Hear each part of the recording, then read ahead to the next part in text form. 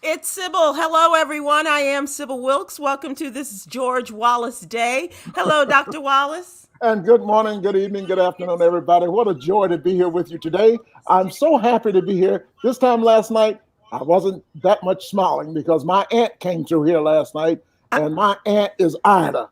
Ida, let me tell you, we have talked about this for years. When it gets to a black name like Katrina, and then my aunt Ida, and I think Ida may have been worse than Katrina in some ways up in here. But last night we had a tornado watch in New York City. Yeah. And it was dark up here and raining, and my front yard was flooded. Do you Hang on 1 second, George. Yeah. Hang on before we get people? to all the news and stuff. Okay. Let us welcome our guest today. Yes. All right. First of all, my friend, your friend, everybody's pop culture expert, TV host, and one of the funnest and most intelligent people I know. Let's say hello to my friend Jawn Murray. Yes. Thank you, yes, Sybil. And yes, if you send me your Cash App, I will thank you for that. Well, wait, let me thank you. Hold on a second. I think John is smart and the most brilliant person I know and ever met. I know he even liked professional wrestling. That's how smart he is. Okay, I can't afford to Cash App both of y'all.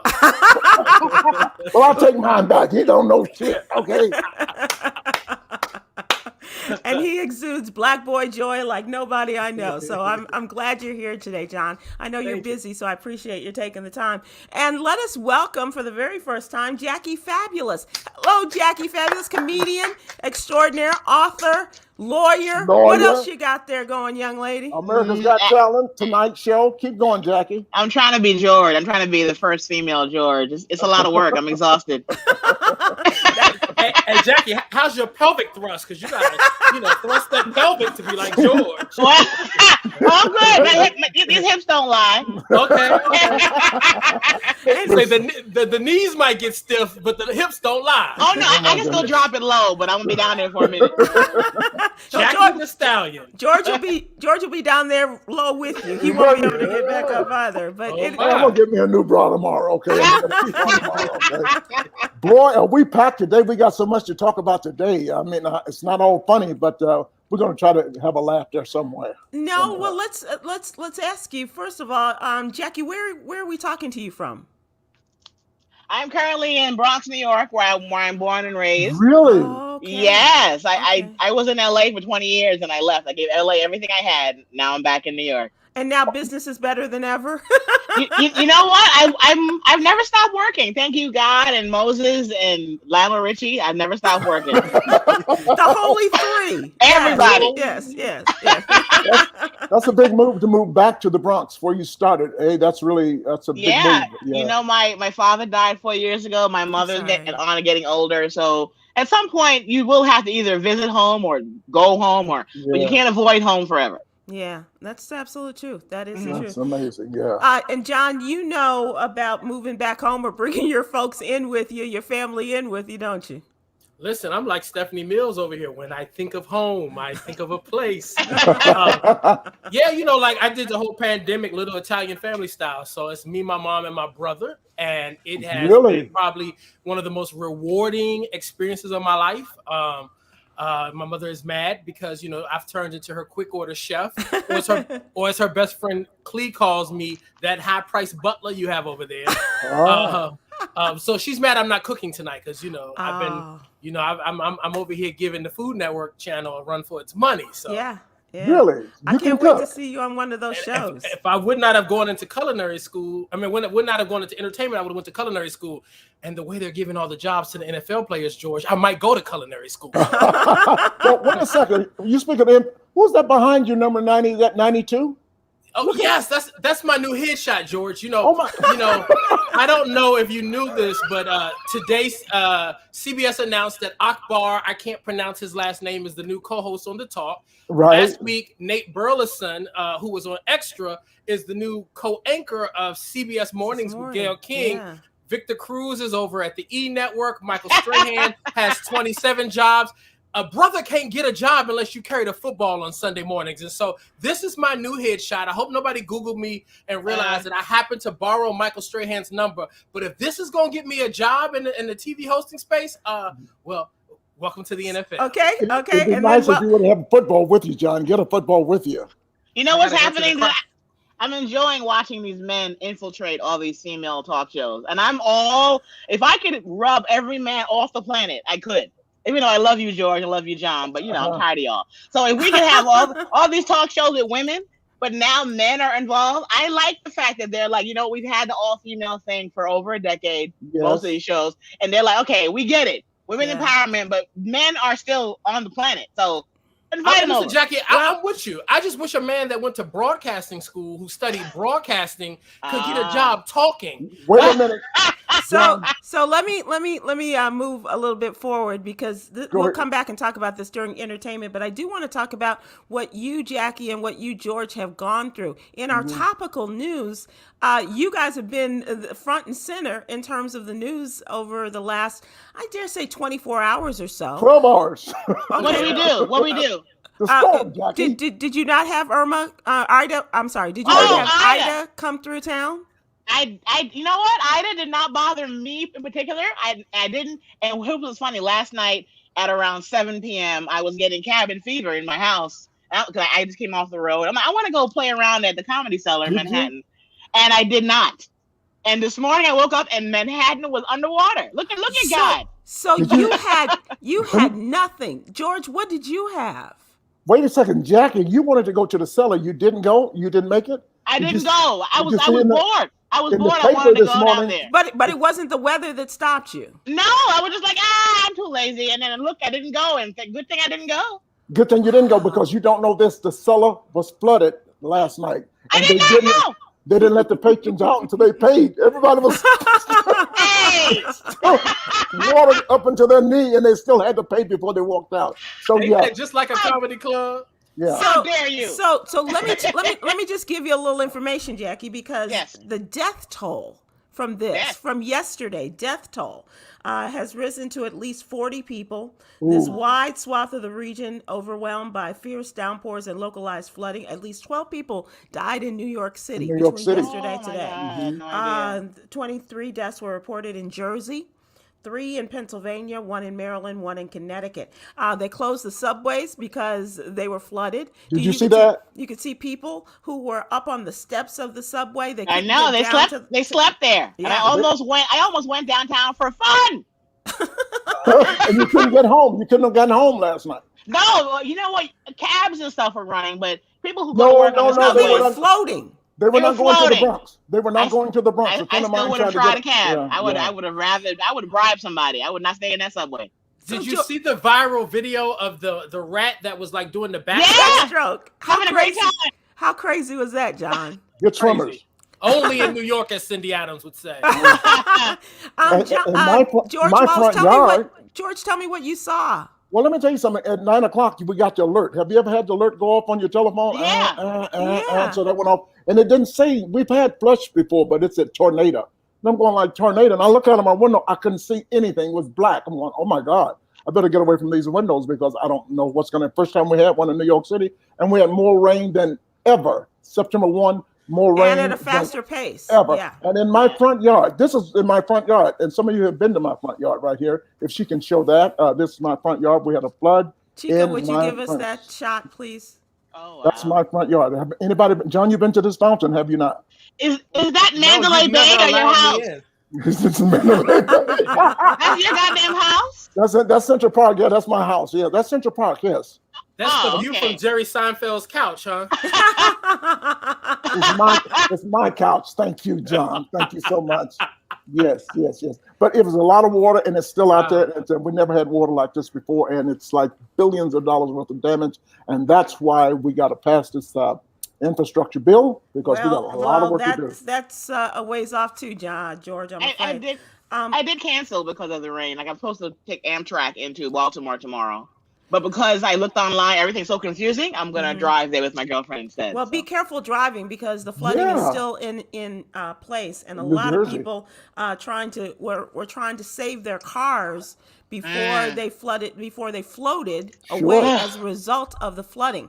And a number of the National Weather Service recorded over 3 inches of rain in Central Park there in Georgia's front yard in 1 hour last night. Yeah, a total of 7 inches. Yeah, far surpassing the record of almost 2 inches that fell an hour during Tropical Storm Henri, which was just a couple of weeks ago. See, I've been telling y'all with these black names, Henri. You know, the French ain't never hurt nobody, right? They ain't never hurt anybody. But when the black names, my Aunt Ida come through here, she kicked ass. Ain't Ida kicked ass in Louisiana, straight up the coast, New Jersey, New York, went up to Boston. I'm telling you, these black names. And the next storm is going to be Julian or something like that. That's a white name. It'll be okay. So here's the thing. Historic rainfalls in Pennsylvania, in Jersey, Connecticut, and Delaware. They believe somewhere in the area of 16 tornadoes were reported, not recorded, but reported in Pennsylvania, in Jersey, and Pennsylvania. Jersey, yeah. And Sybil, that was the first time New York has ever had to issue a flash flood warning in history. That was it. No, Manhattan, I think. Yeah, right. Well, isn't that New York? No, but there's a difference between Manhattan, New York, and you have to.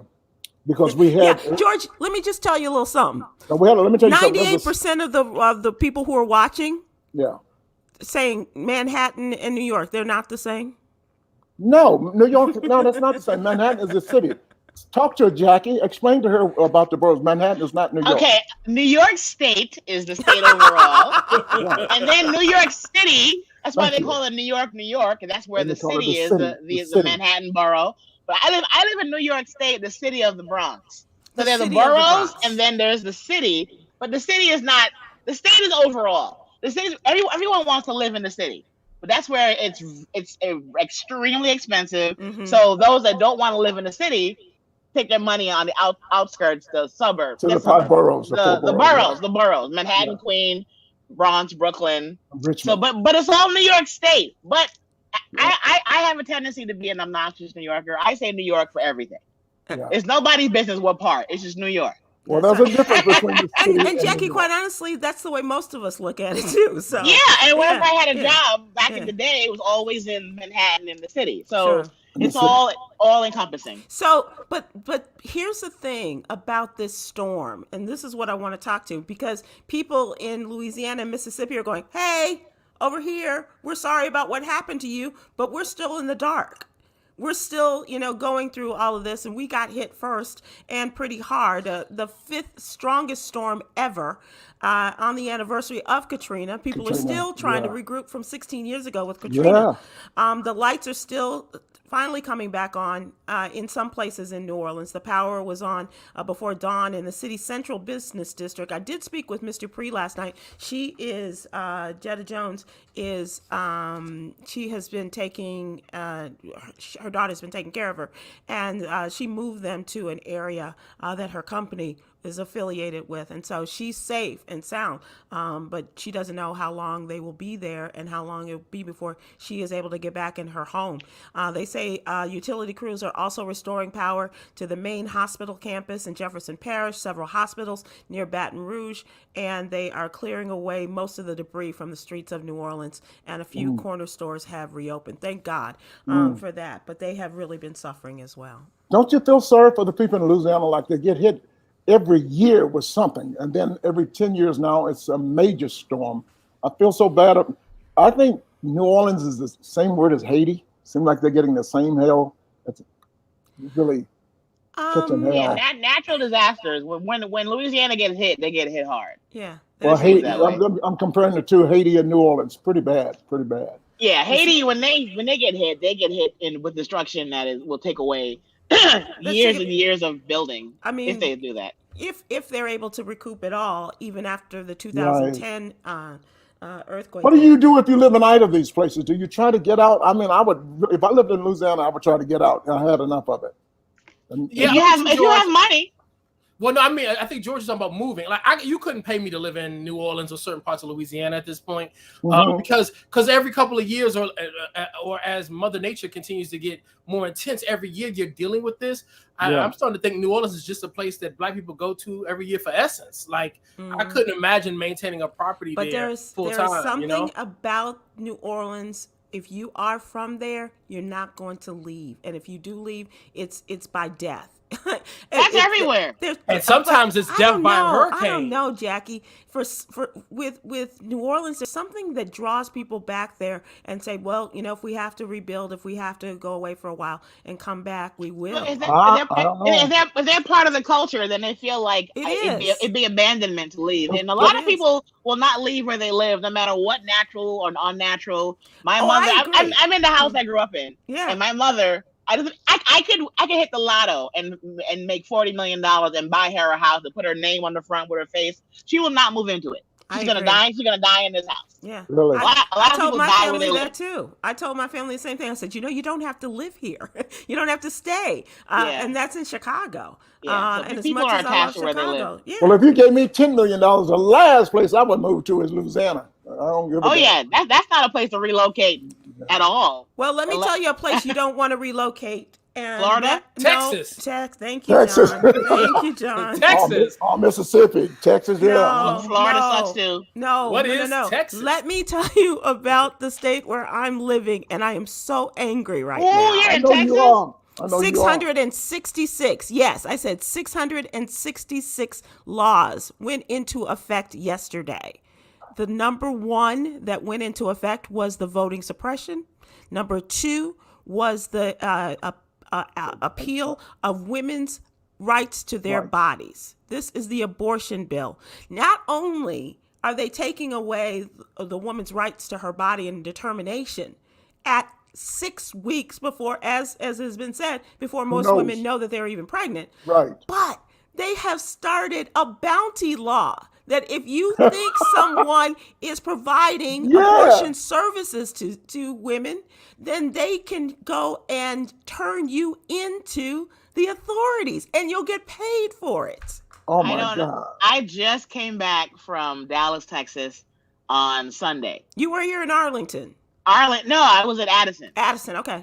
And I just got back, and I swear to God, if this happened while I was there, I would curse the audience out.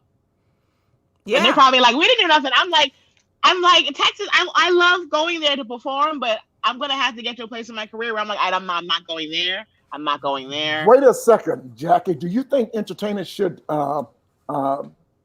boycott Texas? If they feel they want to, sure. If they want to, if they feel in their soul, yeah. I'm calling for it. Not mandatory, but if you feel like, I feel comfortable being like, you know what? I come there and give you guys laughter, and all you give the rest of the world is hate. I don't want to go back. It's hate, right? Yeah. So when you're calling for it, would you move? And we got guns. Nobody has to have a license to carry a gun. You can kill somebody. Well, they can carry a gun and kill somebody, but you can't. It's unbelievable. I don't understand. They don't want to wear masks, but they want to take a woman's rights away to her body. As soon as the NAACP starts doing a gun drive in Texas, that law will be reformed. As soon as the daughters of some of these white politicians start getting pregnant by Jeremy, Jeffrey, Pablo, and Juan, that law will be overturned. Texas is a rough place right now. And while I would love for people to do the things that I saw when I was a kid in the 80s and in the 90s, when people would do boycotts and use their economic dollars to affect change, Dolce & Gabbana is one of the most racist fashion brands in the business. They have a laundry list of infractions and discriminatory things with multiple races and genders and all types of things. And yet, every black person and our cousin, from Jennifer Hudson to Jennifer Lopez, is over in Venice right now for their fashion show, picking up a check. And so, unfortunately, we just don't live in a time and in an era where people are that culturally connected, where they would turn down a dollar to benefit the culture. Preach, John. Well, it's pretty hard to turn down those dollars that they're getting. But but what about your moral compass there, George? But I'm talking about, you go over there and get the money, then come back home and bitch. But go get that money. They probably, the way I would rationalize turning down that amount of money, it would be to just compensate for my beliefs in other ways. Like, take the money, and because it's probably a grip of money. And then when you come home, either, they probably donate. They probably have their own organization. No, they find a way. They donate. They keep it. Okay, they're keeping that money. Overcompensate by having your own way to show how you care about whatever you care about after that job is done. Guilt. Out of guilt. Well, I'm going to tell you right now, I don't use Dolce & Gabbana, but if they offer me $1 million, my ass going to be over there. I'll take everything they got and bring it back home and throw it out the window, but I'm going over there and get that money. It's time for us to go take a deeper dive into some of these questions. And today, in our What's Really Going On segment, today's question comes from my friend Jawn Murray. His tweet this week about cancel culture, and he made a great suggestion. Chica, can we have that, please?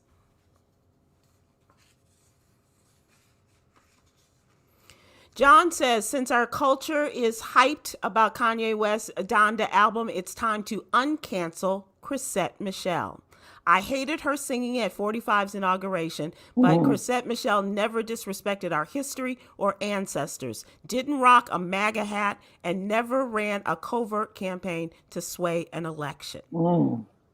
Ladies and gentlemen, has our cancel culture, is it just gone awry, and now we need to really focus on what's really important and people who are really doing damage to our country? And I agree with you, John. I absolutely agree. I think that people went far, far to the right in ignoring Chrisette Michele and her many talents. Right. And it's time to open our arms. Tom Joyner did it years ago on the cruise. He invited Chrisette to come on the cruise. But people still have that feeling for her, John. And I absolutely agree with you about the cancel culture. And we should be canceling Kanye and not Chrisette. Yeah, listen, first of all, Sybil, I hate the term cancel culture. I hate any term that right-wing media and super conservatives taking hijack for their own benefit. I do believe in accountability culture. Like, if you do something wrong, you should have to face the consequences, or at least take some accountability. And while I did not like Chrisette Michele singing at the inauguration, and her fans at the time said, listen, we're going to start a GoFundMe and raise the money to match what you will be getting at the inauguration, so you don't sing. And she still did it anyway. And so there was a lot of errors made there. However, here's the thing. Should that girl, like, at one point, I believe a friend of mine told me she had sang here in DC and she performed at like a pool hall for like 28 people. Like, that shouldn't be the trajectory of her career based off of that decision, when you've got a mentally ill rapper off his meds who, whether he was in a manic episode at one point like his ex-wife said he was, or he was on his meds at the time, he has said horrendous things about our race, about our culture. He said slavery was a choice, that the slaves went dancing up under the net and couldn't get off the plantation fields. He has done things that just really, in my opinion, are unforgivable. And I know everyone likes to call him a creative genius. The fool ain't put out a good, I almost called him something else. The fool has not put out a good album in years. You know what I'm saying? And so this Donda record, which I haven't heard, but I have enjoyed reading all the negative reviews that are coming out from it. I just hate this idea that Black people, as soon as a beat drops, all is forgiven. And the last time we did that, R. Kelly did something worse. People were driving over R. Kelly CDs. They were, outraged by what he was doing to the young girl in the video. Then all of a sudden he said, let me stick my key in your ignition, baby. And they was like, well, if I need to send my daughter over there to help his creative process, then girl, go on over there. How crazy we have to stop empowering people to be worse than they are by ignoring their bad actions just because the music feels good. It's not provocative. It's not performative. What he's doing is dangerous and is detrimental to our culture. And I just wish Black people in particular could be more like our Jewish brothers and sisters, where we love our culture and our and all that embodies it so much that we don't allow anybody to disrespect it. If you come for the Jewish community, they will make sure you feel the effects of the disrespect that you render. And we as Black people are just like, hey, that beat feel good, though. Exactly. Yeah. The beat feel good. Let me ask you, Jackie, how do you feel? Regarding Kanye, I'm thinking back to his first outburst when he was on with, I don't remember, MTV and the Bush doesn't care about Black people. During Katrina. Because no one has ever been able to differentiate or confirm that he's either mentally ill or he's just a creative genius. My opinions about Kanye are always Jackie, weird. It's confirmed, Jackie. Now, his wife don't said it. His mama said it. His best friend don't said it. He did that epic TMZ interview where he admitted to it. Like, he wouldn't take his medicine because the medicine made him gain weight, and then he went and got liposuction. So it is documented evidence that the man is mentally unwell. Well, that's why I have a hard time dogging him, because I'm like, how much of what he is doing and showing us is mental illness and how much of it is creative genius? And just out of respect for the fact that I don't know him, I always reserve opinion when it seems like it's a medical or psychological. I don't know them, and he's exhibited years and years of erratic and inconsistent behavior. And he's a dad now. If he was like some single dude who's producing beats, and but now it's like he's an older man with a family. I hope he gets better because I love Kanye from back in the day. John, who's buying the music? And I wish him well. Is it the white kids or the black kids? Well, there's a misnomer that even though Kanye is black, hip hop consumers are like 65% white. Yes, of course. That was one of the things I learned when I started in hip hop radio, that like white people are the major consumers of the hip hop demographic. And so that's why when you see his concerts, when you see some of the things he does, it does look like the United Nations because he reaches a very vast demographic of people. But then he has events and concerts or one of his stunts, and you look up and you see the Dave Chappelles and the Chris Rocks and all these other people who are in a position where they could encourage him to get better, to get on his bed, to have accountability, and to stop some of the things that he's doing. And sometimes your showing up in support is an endorsement of bad behavior. Yes, right. And so I side-eye those folks as much as I respect them as well for continuing to give voice and platform to somebody who needs to probably be institutionalized and not on the radio charts. Have you heard from Chrisette Michele, Jean, since you came out? Yeah, so like she reposted my message on social media. She thanked me and said that she typically doesn't address comments like this, but she felt like it came from a pure place and she felt the love in it. And the response to it has been really remarkable. Like I ended up on all the ratchet social media sites and things that they, as the 20-year-old said, I made the shade room. And so it was, it was really great. There's a really great music production team. They didn't give me permission to tell this, so I won't say their name, but she's working with some producers who reached out to me and thanked me. A lot of celebrities have reached out and thanked me. Like I just tweeted that because I was sick of seeing Donda on my timeline. Like I was, and then there's some friends of mine who are actually featured on the Donda record that, listen, again, we're talking about people just going to get the check. Like all money ain't good money. You know what I'm saying? If that was the case, I could be working at Fox News right now. Hello. You better take your ass on over there. No, listen, I can't sell out like that, George. I like to sleep at night, and I like to look at myself in the mirror.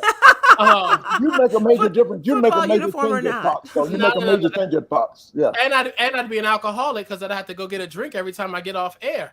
But so many people have reached out and said thank you for saying that. And here's the truth: where there are instances, like I often complain about the entertainment industry because so much of my success as a black male host in this business is predicated on a white male executive seeing the value in me. And for whatever reason, white male executives prefer our black female counterparts. There are like 12 to 13 black females on Daytime Talk. And until today, when Akbar joined the cast of The Talk, there are no black men on and here's the thing. He's not a black American. He's a Nigerian American. Our lived experiences are very different. So there are no black American men still on Daytime Talk. But in this particular case, when it comes to accountability and public perception and double standards, men get off a lot better than our black sisters do. Oh, yeah. People will turn a blind eye and give you a laundry list of reasons why they forgive Kanye. Well, his mama died. Well, guess what? He crashed the first 2 award shows while his mama was still alive. Right. So none of his actions are predicated on her death. This is just who he is. And so when you look at her, Chrisette wrote in her post online that the gospel artist Travis Green that she actually sang with, like nothing happened to him. Now, my belief is that Travis Green didn't have enough notoriety for mainstream culture for him to benefit or face accountability for his actions. And so he just kind of slipped through the cracks. People really thought like he was the choir director on stage with the R&B singer. Gotcha.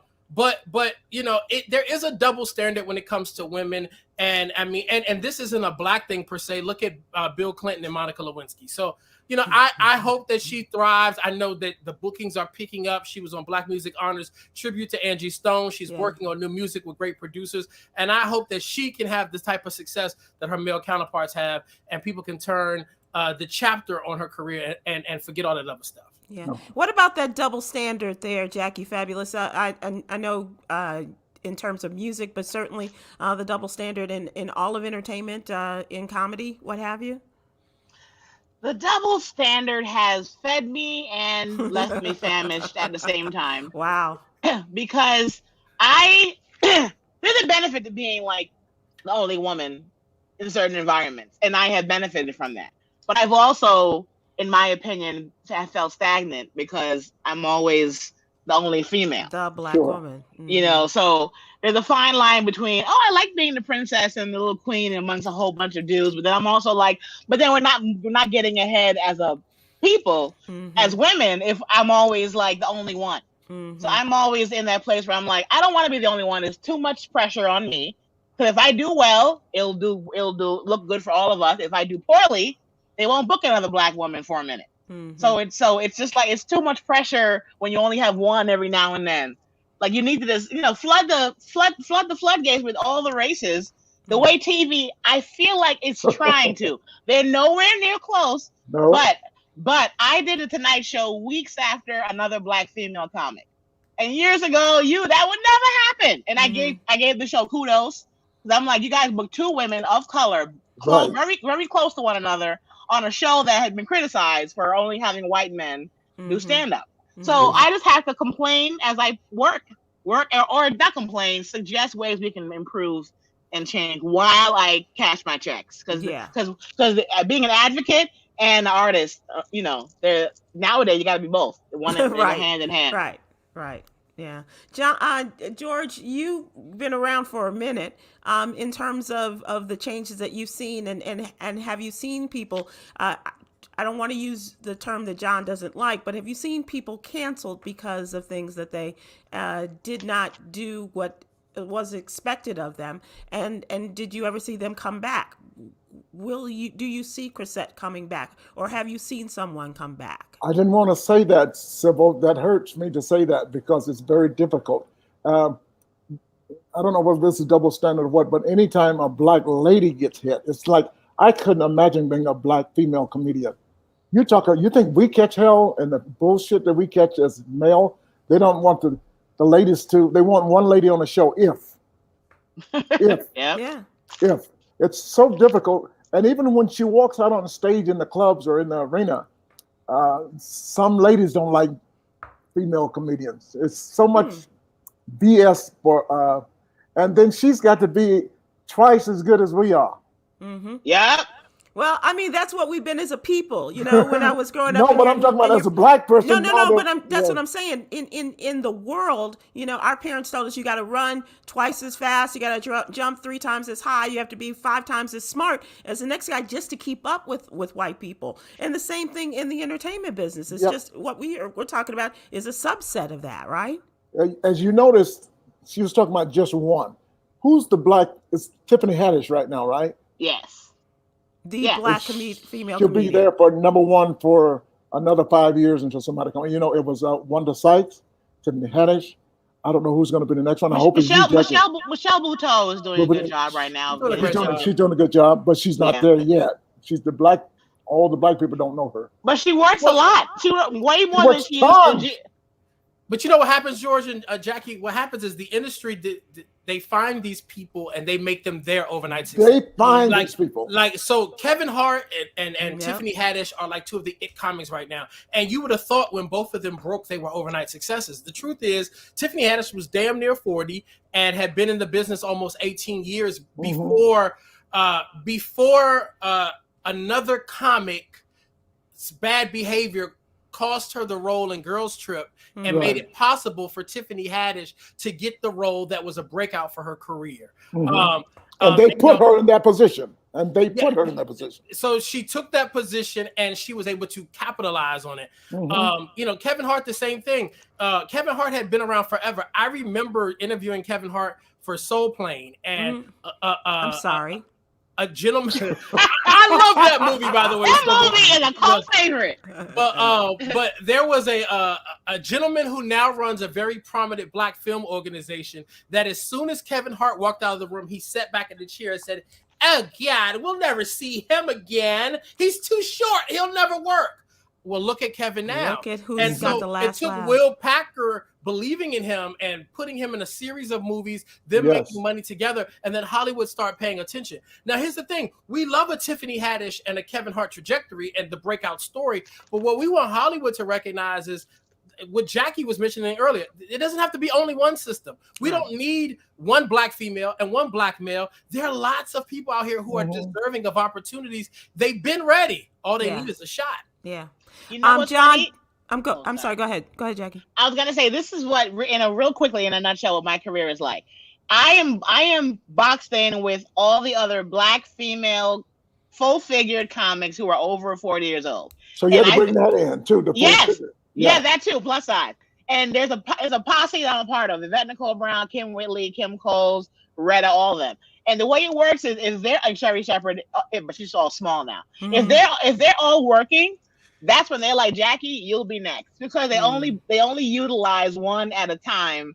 And then when that person is calendar's too busy, then they're like, hey, Jackie, we always knew you were around, but we had to book Cherry and Retta and Yvette Nicole Brown because they're busy first. And that's just the way. It's a horrible thing because white women and white men, they work all the time. But one day you're going to be one of those persons too. I am, George. Hurry up, George. Hurry up. Before we move on, I just want to say this: we had somebody who commented before we move on to the What You Need to Know newsletter. We had a lady who commented, and she said she needs more John in her life, and you better preach, brother. So that was Wanda. Thank you for that. It is time for us to move on to the What You Need to Know newsletter. And I don't know if you know about our newsletter, Jackie, but we before we left the Joyner Show, before the Joyner Show left us, we started.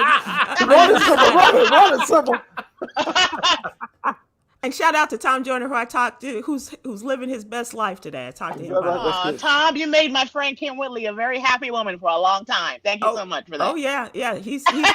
She's part of a long list there. He made all us happy for a long time.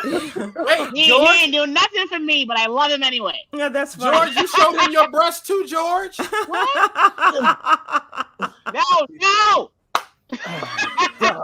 Jackie, we have a What You Need to Know newsletter, and it is like John and George know. We try to super serve the African American community with our newsletter, and so it's absolutely free, the subscription. If you go to SybilWilkes.com and sign up for it, we will have it in your email box every Monday through Friday morning. And among the topics that we talk about, we talk politics, which is my love. We also talk about a number of other things, including health and wellness, finance, and all from a Black perspective, as well as the HBCU Corner and the Little Known Black History Fact. So today we started out with the story that hit me last year with a great deal of passion and sadness. And our friend Sherry Shepherd feels the same way as we were talking about online yesterday. This is the indictment of the 3 police officers and 2 paramedics who have now been indicted in the death of Elijah McClain, the 20-something-year-old young man who was regarded as a kind and sensitive soul. And he was walking home from the store in August of 2019. He had gone to the store to get his brother an iced tea. He was wearing a face mask, they say, because he has spatial issues as well, space and distance issues, as well as the fact that he had some sort of underlying blood disorder. And so in order to keep him warm, he wore this face mask at night. Someone saw him walking down the street. They called the police. The police came, and they immediately took this kid down. They put him in a chokehold. And in the beginning of this, Jackie and John and George, they were talking about him being on the autism spectrum. They don't talk about that so much anymore, but by his language, it really does indicate, that he recognized his differences, and his words to these police as they were taking him down and choking him and his not being able to breathe. They called the paramedics. The paramedics came, and they administered twice as much ketamine to this boy than they normally would for someone of his size. He was about 5'5" and 140 pounds. They gave him 500 milligrams of this, and he had a heart attack. He went into a coma and subsequently died. They are just now getting to the indictment of these 5 people, and this is not This is not justice. It's the beginning of a long road towards justice in terms of actually seeing some progress. But it is one of those stories that just broke my heart last year. And this happened before George Floyd. Yes. But the story, his mother was so persistent and kept it out there. And so we are just wishing so much love and strength to this family. And his father says, an old black man, he said, what justice is for me is that these guys spend their lives in prison. Lock them colonizers up. It's 35 indictments. We want to see them.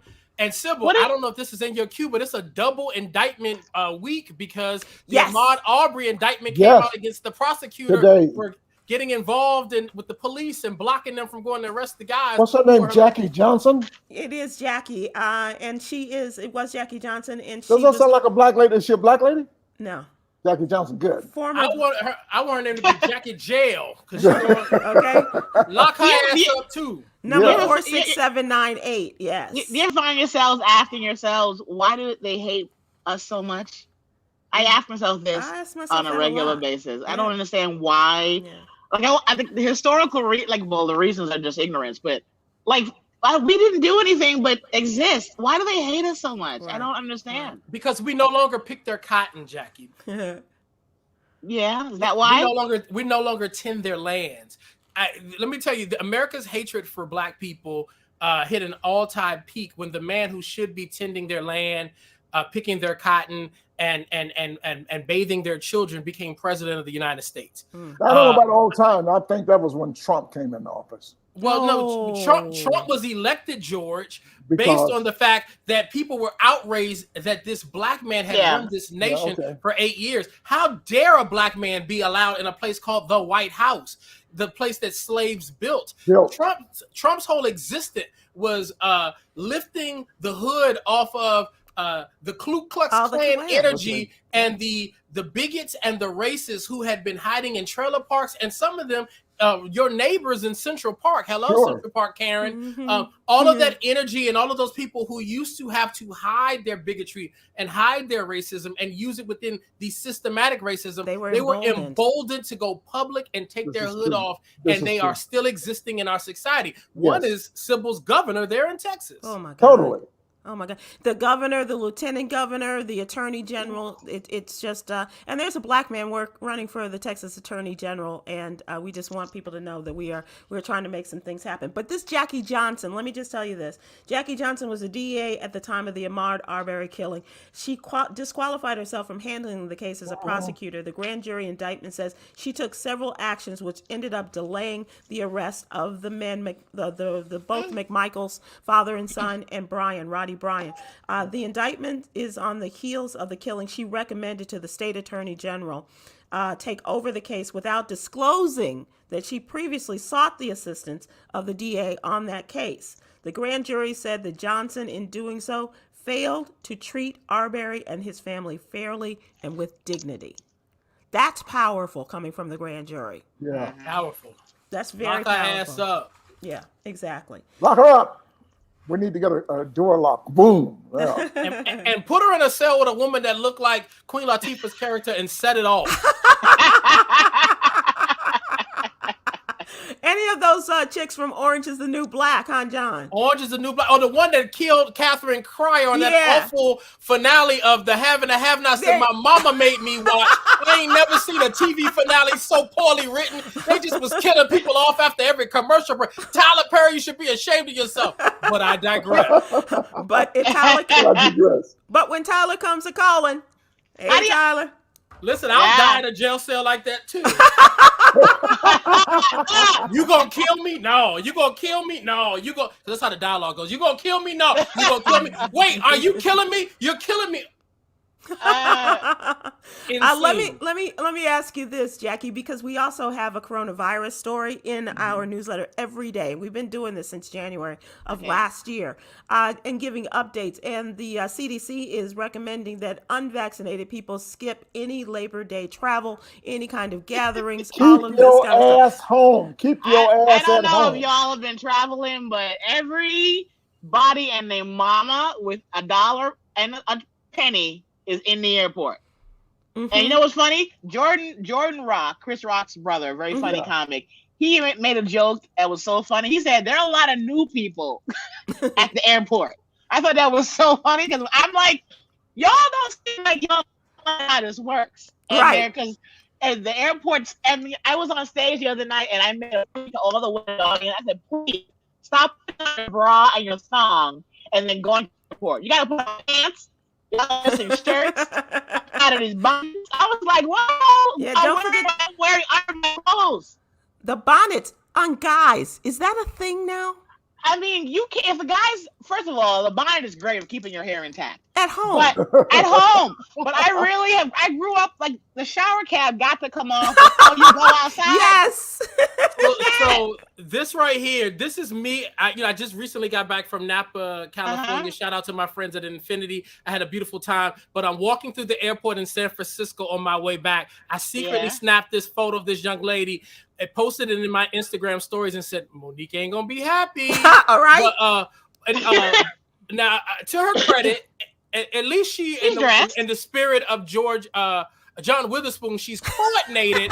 her bonnet and her sweatsuit and her flip-flops match. But I don't want to see this in the airport. Listen, for those who know me, at least she was wearing and her husband Sydney have a very checkered past. I don't agree with them on much of anything. But I will say the bonnets and the flip-flops in the airport is a problem. And when I was in California out in Los Angeles back in July, Sybil, I was driving down Rodeo Drive. And guess what is all up and down Rodeo Drive? Bonnets and flip-flops and pajama pants. It's frightening to see. Can't see it, George. But John, can you describe the picture for the people that you took? Can you give that people picture? There you go. How about that one? This is a young lady in an orange sweatsuit. She's got on white socks. Now, mind you, the purse and the sandals are MCM now.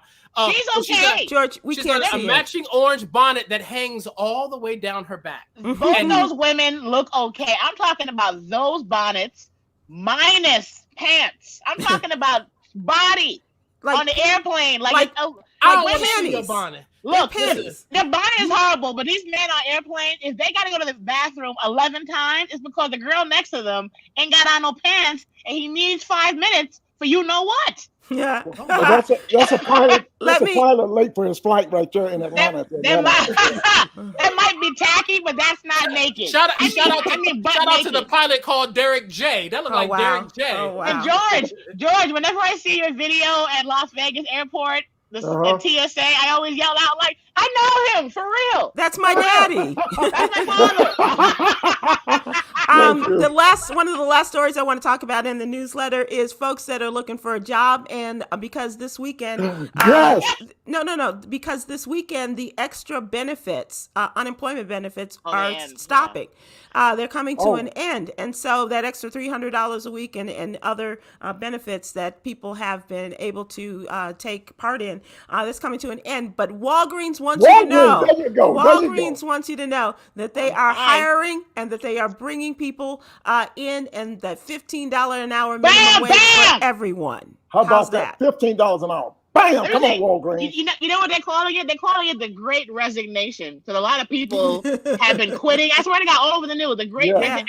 I'm not going to lie. I am really good at quitting a job that is some bullshit. And I wish I was around.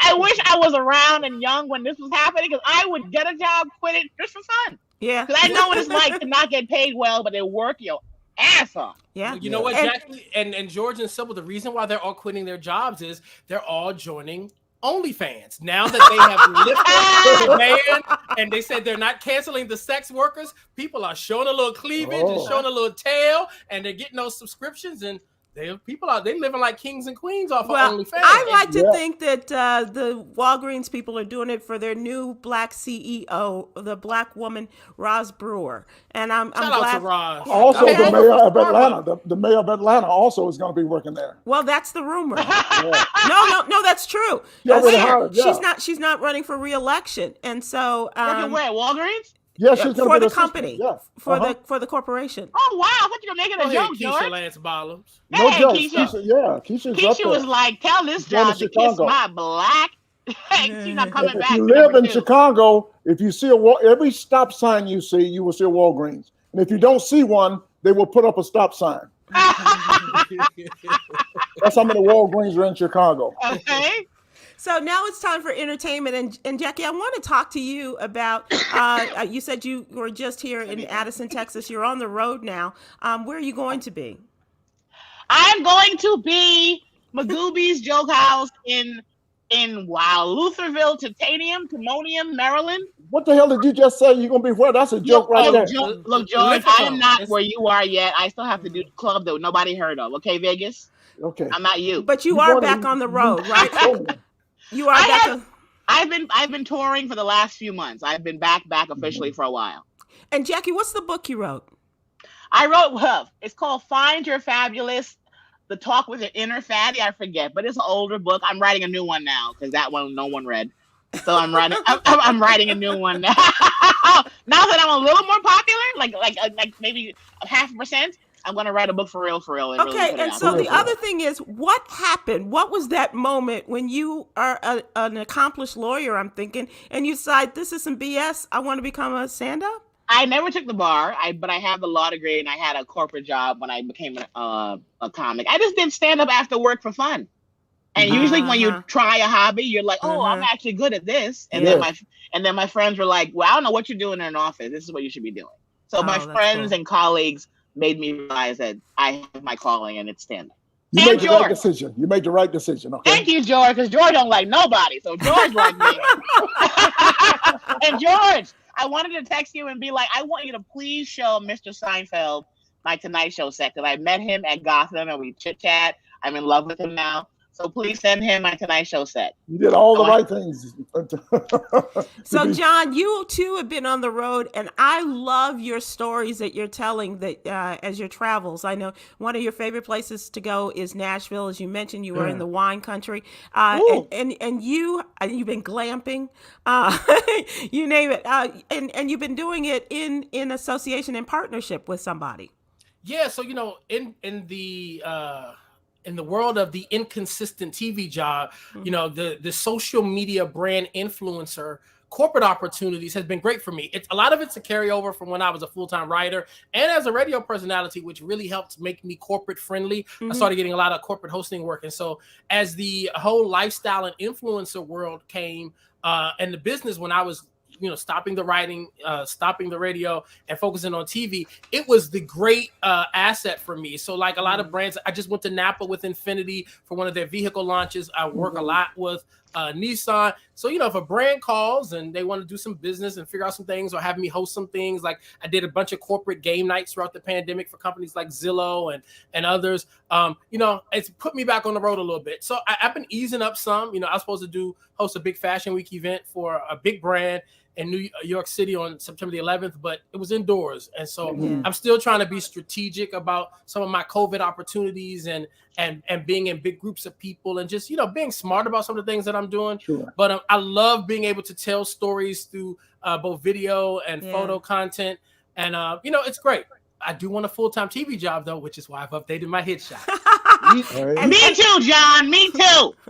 And look for John on Good Morning America 3, or is it just GM3? GMA 3, what you need to know. Yes. Nice. Absolutely. Congrats. Oh, what are you doing now? Every day? No, not every day when they call for a segment, George. But I'll be on in the next few weeks also. There's going to be 2 blacks back to back, and I have to give them props for that. Okay? well, the host is actually a black. Actually, he's one of the blacks. And he's a real journalist. Real journalist. Yeah, and I call him the Billy D. Williams of news because he's so suave. He does what I call light skin eyes. Like he squints his eyes. Coming up in the Midwest on the GMA 3. TJ is too cool. And shout out to TJ Holmes, because the truth of the matter is GMA 3 was not necessarily checking for me. No agent, no manager, nobody brought this opportunity for me. They were looking for somebody to do this particular segment on the show. And even though, and they had a female already doing it, but they wanted a male. And TJ went and suggested me to the executive producer. So, there are brothers looking out for brothers in this business. Nice. And even though he says I have to stop thanking him because he's like, hey, brother, you was, I referred you because you was good enough to do the job. I'm still grateful when people look out for you. You probably before we leave out of here, Jackie, how can people follow you? Everyone can go to JackieFabulous.com. That'll lead you to all my social media. And I'm waiting for George Wallace to invite me to perform with him somewhere at some point for some reason at some time. That will be it very quickly. Tomorrow morning, Black News Channel. Start your day with Roy Woods Jr., Black News Channel, 9 o'clock in the morning. Yay. Tomorrow night at 3 o'clock, Karen Woods Show on Sirius XM, channel 126. You'll see George Wallace. And don't forget to get that book, Bullshit and Whatnot, at georgewallace.net. And my friend John, how can people find you? Let's see.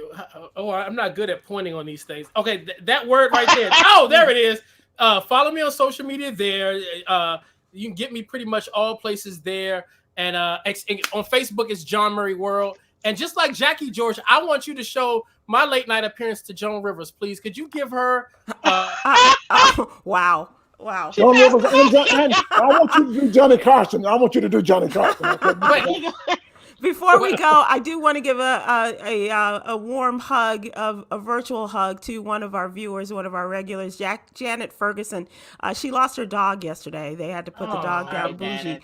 And so, Janet, we're very sorry. I know how that feels, and I do wish you lots of great memories of your dog, and know that there's another special dog out there waiting for you. Hey, Sinbad, hey. Sinbad watching? Like to give a Yogi's Jewels. Today we give this out every day. We give words of inspiration. Value time more than you value money or possessions. You cannot get that time back. Be present. Unless you got some money. I was about to say, also come with the money though. Yes, sorry, Yogi. Sorry, listen, Yogi. Yogi, we love you, but I like a return on my time. Okay. I like Thanks, money you guys. and time. Jackie, you're wonderful. Please come back. John, Anytime. Thank you. you're always welcome. And George, we will see you next week. Thanks, you guys. See ya.